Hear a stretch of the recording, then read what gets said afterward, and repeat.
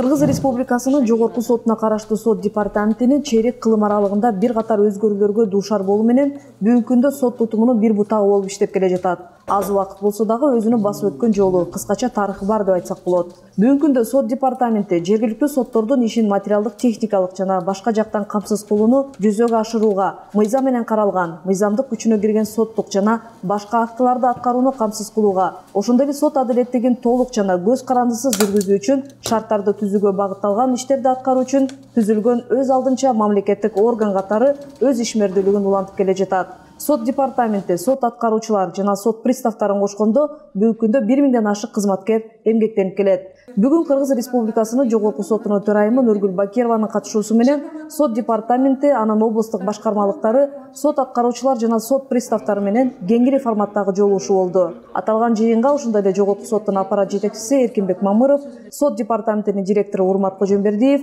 Жогорку соттун алдындагы аткаруу кызматынын башчысы Кубанычбек Капалов жана башкы сот приставы Талайбек Мукалаев катышты.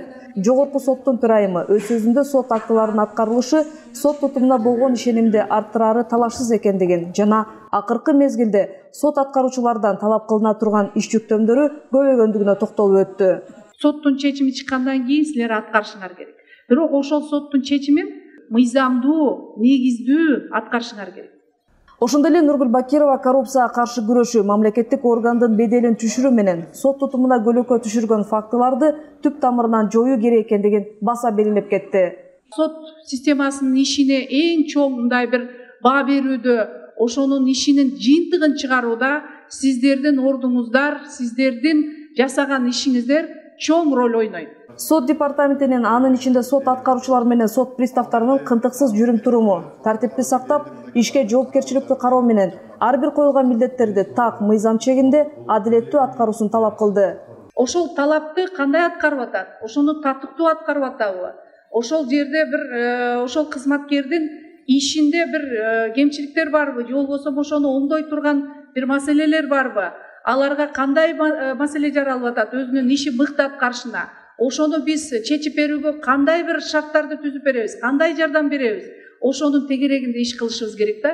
Сот реформасынын алкагында аймактардагы калк үчүн ыңгайлуу шарттарды түзүү максатында областтарды борбор калаларында жайгашкан сотторду бириктирип, сот адилеттүү үйү деп бир имаратка жайгаштыруу Талас, Ысык көл, Ош облустарында ишке ашыруу пландалган. Жакшы ийгиликтер болду. Быйыл Каракол шаарында адилет үйүнүн имаратынын ремонту башталышып, Тогуз Тороо райондук сотунун жаңы имаратынын салынышын, Майлуу Суу райондук сотунун имаратынын капиталдык ремонттон өткөрүлүшүн айтсак болот. Бул жетишкендик деп айтсак болот. Сот департаменти тарабынан сот тутумун санариптештирүү багытында да иштер колго алынган. Республиканын жергиликтүү сотторунун жалпы 157 сот отурум залдары аудио-видео жаздыруу менен камсыздалган. Ошонун ичинде өткөн 2020-жылы 77 отурум залы ишке кирген. Ал эми 2021-жылы 30дан ашык сот отурум залдары аудио-видео жаздыруу менен жабдылып ишке берилмекчи.